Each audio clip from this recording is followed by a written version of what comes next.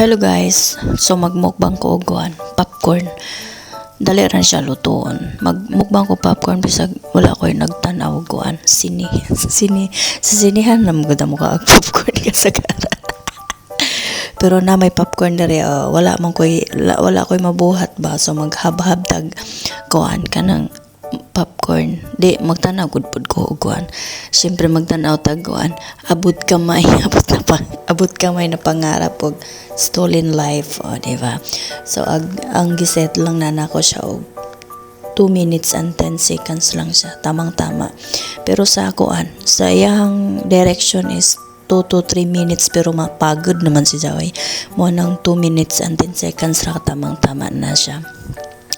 Tapos pagka manana maura, so mukbang time na maura na iyang gibuhat. Very easy.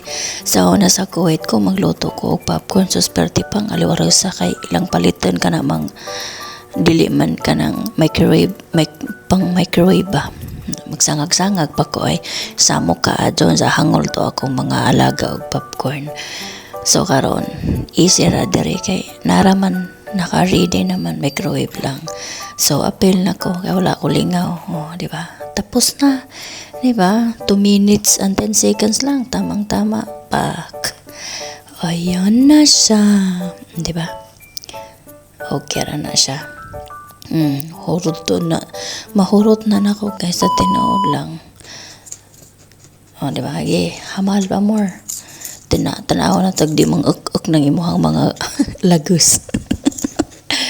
Pero ang ending masana kay hang lagus ba kay nanguk sakit hantod karon na apay sakit hang lagus kay nga ngon ba ngon pa nga su nga na ba nga su ang mga lagus hantod karon sakit pa siya madapatan ang kanang mga gahi nga pagkaon nga nagad lagus dito sa may ilalom dapit o sa dudto na sa ngon puok sa imong ngipon ba sakit no. Sige hamal ba mo, di ba? Nahurot na ko, di ba?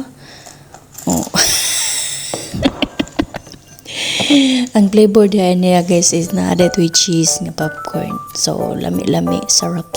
Wala tayo lingaw, di ba? So yan lang guys. Thank you for watching. Bye.